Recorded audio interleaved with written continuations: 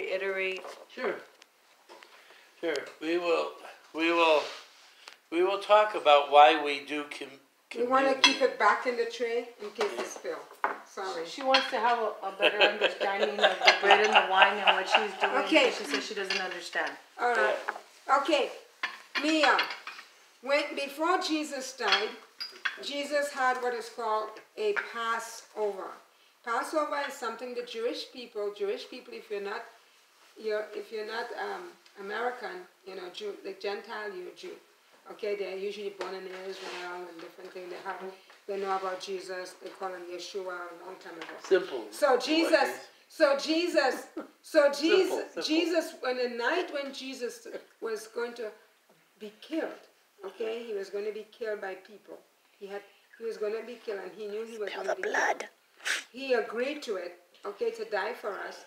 Jesus had a meal. He ate a meal, and then he took bread like this that didn't have any yeast in it or no baking powder. It's flat. It's not fat. It's flat. Okay. So this was a type of Jesus's body. It represented bread. Jesus said it represented his body. And if you look at this, what do you see? Bread. No, what do you see? What do you see on it? Look at the bread. What do you see? One of those little things. Holes. You see holes. Well, that reminded us of the fact that Jesus was pierced. He had holes in his body. They took nail and they nailed him to the cross, one hand. They also put a crown of thorns and pierced his head with holes, right? And then they pierced his side with a big sword and they pierced his feet. All right. They also beat him, right? So what is this like? What else do you see? What do you notice?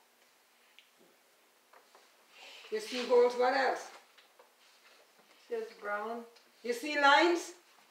Yes. Okay. Brown and white lines. Okay, lines. So this is like the stripe. When somebody will beat you and you get lines or welt. Well, this reminded us of Jesus' being beaten When for they us. whipped him. Okay? Jesus was beaten for us. He was bruised. He was battered. He took our sins, our trespasses.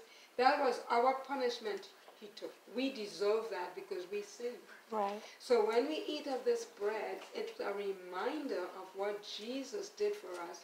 The bread reminds us of him, because he said when you eat of this bread, it's like eating his flesh and remembering what he did. For us. And the cup will have grape juice.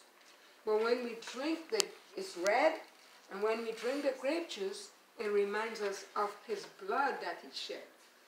So he said, every time we do that, we are remembering and proclaiming his death, because he did die. He wants us to remember that he died for our sins. Now, when we ask Jesus to forgive us of our sins and come in our hearts to live, he does. That's what you did yesterday. Jesus, come in your heart to live.